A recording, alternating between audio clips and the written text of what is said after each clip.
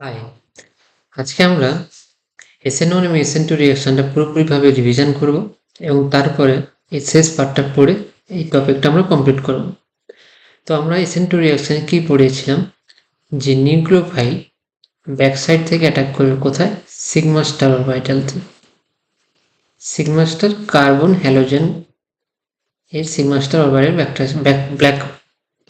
Back side থেকে attack করবে এবং নতুন কার্বন এবং নিউক্লিওফাইলের মধ্যে বন্ড তৈরি হবে এবং কার্বন এবং হ্যালাইডের মধ্যে, যেটাকে লিভিং গ্রুপ বলা হয়, সেটার মধ্যে বন্ড ব্রেক হবে, এটাকে আমরা লিভিং গ্রুপ বলি। SN2 রিঅ্যাকশন একটা মাত্র ধাপের মধ্যে হয়, তার জন্য একে ওয়ান স্টেপ রিঅ্যাকশন বলা হয়। এবং এই যে তোমরা পুরো ব্যাপারটা দেখছো, এখানে কার্বনে দেখো 5টা বন্ড দেখানো হচ্ছে, 3টে সলিড বন্ড, এটাকে সলিড বন্ড বলতে পারো, আর 2টো ডটেড বন্ড করা আছে। এই যে সিস্টেমটা, এটা একটা হচ্ছে হাইপোথেটিক্যাল সিচুয়েশন, এটাকে বলা হয় ট্রানজিশন স্টেট। প্রত্যেকটা স্টেপে একটি করে ট্রানজিশন স্টেট থাকে। তো SN2 রিঅ্যাকশনে একটা ট্রানজিশন স্টেট থাকে, কোনো রকমের ইন্টারমিডিয়েট তৈরি হয় না। এবং আমরা আগেই বলেছি রিঅ্যাকশনের রেট সাবস্ট্রেট এবং নিউক্লিওফাইল দুজনের উপর ডিপেন্ড করে। ফার্স্ট অর্ডারে দুজনের সাপেক্ষে এক অর্ডারে ডিপেন্ড করে এবং ওভারঅল রিঅ্যাকশনের অর্ডার হচ্ছে 2।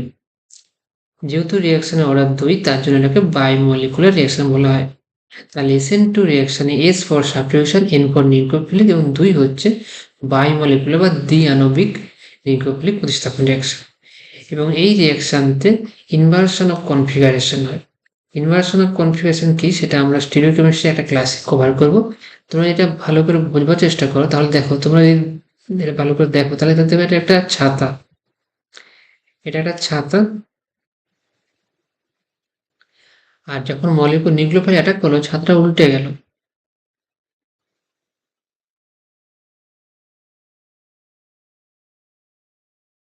তো এই যে সিস্টেমটা, এই যে উল্টে যাওয়ার ব্যাপারটা, এটাকে বলা হয় ওয়াল্ডেন ইনভার্সন। এটা আমরা পরে পড়বো।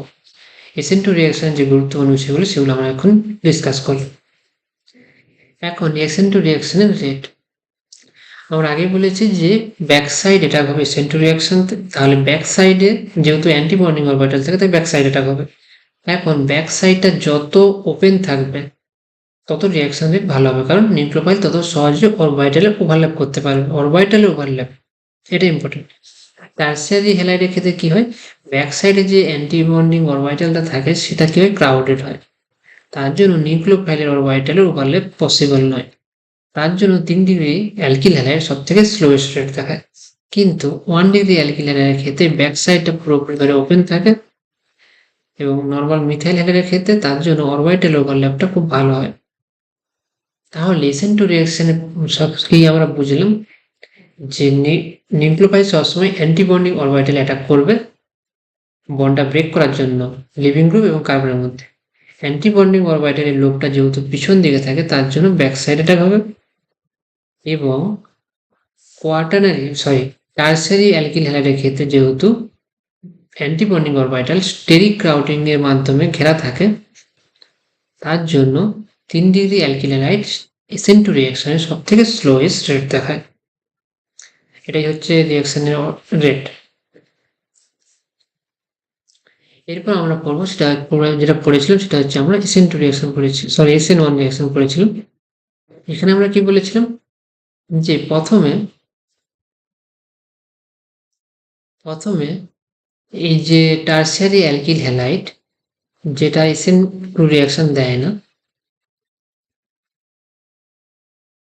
এই টারসিয়ারি অ্যালকিল হ্যালাইডের এই বন্ডটা হেটেরোলাইটিক ক্লিভেজ হবে। আমরা নোটে ভুল পাঠানো আছে, নোটে ঠিক করে নিও, হেটেরোলাইটিক ক্লিভেজ হবে। হেটেরোলাইটিক ক্লিভেজ হলে, হেটেরোলাইটিক ক্লিভেজ মানে অসম বিভাজন, বন্ড পেয়ারের দুটো একজন নিয়ে চলে যাবে। তার জন্য এখানে কি হবে, যেহেতু ব্রোমিন অ্যাটম দুটো ইলেকট্রন নিয়ে চলে আসে, তার জন্য এটা মাইনাস হবে এবং কার্বন পজিটিভ হবে। এই যে সিস্টেমটা, যেখানে ভালো করে লক্ষ্য করে দেখো, কার্বনের 3টে বন্ড আছে। কার্বন অ্যাটম বাকি 3টে CH3 ইউনিটের সাথে বন্ড বানিয়েছে, ট্রাইভ্যালেন্ট আছে এখানে।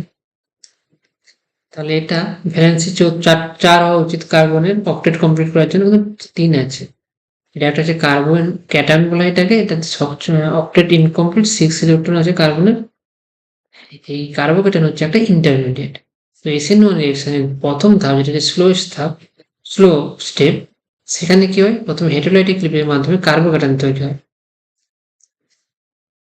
SN1 রিঅ্যাকশনের প্রথম ধাপটা হচ্ছে স্লো স্টেপ। এই স্টেপে প্রথমে হেটেরোলাইটিক লিপিডের মাধ্যমে কার্বোক্যাটায়ন তৈরি হয়।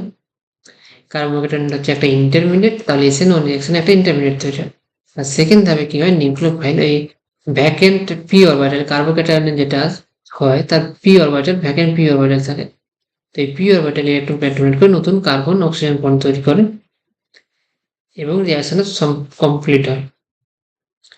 তাহলে এই যে রিঅ্যাকশন SN1 রিঅ্যাকশনের দুটো ধাপে হয়। প্রথম ধাপটা স্লো স্টেপ, দ্বিতীয় ধাপটা হচ্ছে ফার্স্ট স্টেপ। এবং এখানে কার্বোক্যাটায়ন তৈরি, যেটাকে ইন্টারমিডিয়েট বলা হয়। এবং এই যে SN1 রিঅ্যাকশনে রেসিমাইজেশন হয়। তো রেসিমাইজেশন আমরা পরে পড়বো। আর যেহেতু এটা দুটো ধাপে হয়, তাই প্রত্যেকটা ধাপের একটা করে ট্রানজিশন স্টেট থাকে, তাই ওভারঅল দুটো স্টেপের টোটাল দুটো ট্রানজিশন স্টেট হয়। SN2 রিঅ্যাকশন এক ধাপে হয়, তার জন্য সেখানে একটাই ট্রানজিশন স্টেট। SN1 রিঅ্যাকশন দুটো ধাপে হয়, তার জন্য দুটো ট্রানজিশন স্টেট এবং একটা ইন্টারমিডিয়েট থাকে। আর রিঅ্যাকশনের রেট কেবলমাত্র সাবস্ট্রেটের উপর নির্ভর করে, সেটা আমরা আগে বলেছি। এটা নিউক্লিওফাইলের কনসেন্ট্রেশনের উপর নির্ভর করে, তাহলে স্ট্রং বা উইক নিউক্লিওফাইল তার উপর ডিপেন্ড করবে না রিঅ্যাকশনের রেট। আর রিঅ্যাকশনের অর্ডার যেহেতু শুধুমাত্র সাবস্ট্রেটের উপরে নির্ভর করে, তাই জন্য অর্ডার 1, এটাকে বলা হয় ইউনিমলিকুলার রিঅ্যাকশন। কেন ইউনিমলিকুলার রিঅ্যাকশন বলা হয়েছে, কারণ অর্ডার 1 শুধুমাত্র সাবস্ট্রেটের উপরে, বিক্রিয়কের উপর নির্ভর করে। তাহলে আমরা বুঝলাম যে SN1 reaction S for substitution, N for nucleophile, আর 1 ব্যবহার করা হয় অর্ডার 1 হওয়ার জন্য, ইউনিমলিকুলার রিঅ্যাকশন হওয়ার জন্য। আর রিঅ্যাকশনের রেট ডিপেন্ড করবে শুধুমাত্র সাবস্ট্রেট কনসেন্ট্রেশন উপর। আর সাবস্ট্রেট থেকে যেহেতু কার্বোক্যাটায়ন তৈরি হয়, তার জন্য কার্বোক্যাটায়ন স্টেবিলিটির উপর নির্ভর করবে।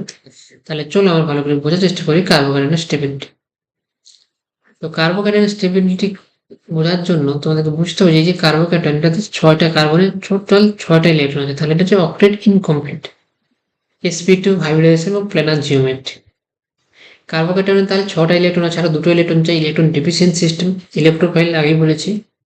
তাহলে ইলেকট্রন ডোনেট যদি কেউ ইলেকট্রন ডোনেট করে, তাহলে সে স্টেবল হবে। তো CH3 গ্রুপের আমরা জানি প্লাস আই এফেক্টের জন্য এটা ইলেকট্রন পুশ করে, তাই CH3 গ্রুপ প্লাস আই এফেক্টের মাধ্যমে স্টেবিলাইজ করে। অন্যদিকে CH3 গ্রুপের হাইপার কনজুগেশন আছে, একটা CH3 গ্রুপের টোটাল 3টে আলফা হাইড্রোজেন আছে, আলফা হাইড্রোজেন 3টে থাকে। তার জন্য CH3 গ্রুপ 1 ডিগ্রি কার্বোক্যাটায়নের ক্ষেত্রে CH3 গ্রুপ একটা প্লাস আই বন্ড থাকে, প্লাস 3টে আলফা হাইড্রোজেন থাকে, 3টে হাইপার কনজুগেশন দেখায়।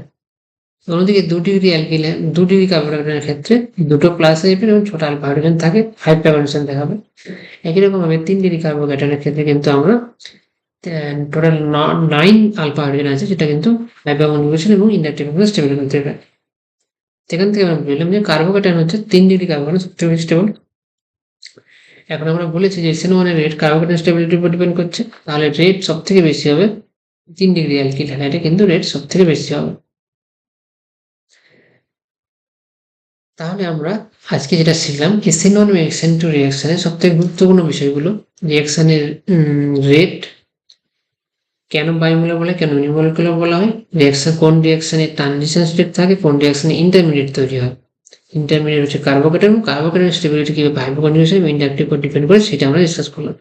তো ক্লাসটা ভালো করে নোট করবে এবং প্রত্যেকটা পয়েন্ট ভালো করে বুঝে বুঝে নিজের নোটটা বানাবে, যাতে পরের বা 2 মাস পরে যখন ফাইনাল এক্সামের আগে রিভিশন করবে, সেই সময় নোটটা পড়লে যেন তুমি বুঝতে পারো যে আমি নোট ক্লাসে তখন কি লিখেছিলাম। তাই নোটটা ভালো করে প্রত্যেকটা শব্দ নোটে ভালো করে লিখবে, তাহলে পরে তোমরা যখন রিভিশন করবে 1 সপ্তাহ 2 সপ্তাহ বা 1 মাস পরে, তখন বুঝতে পারবে যে এই জিনিসটা পড়ানো হয়েছিল, এই লজিকটা দেওয়া হয়েছিল। তাহলে দেখা হচ্ছে আমাদের পরের ক্লাসে।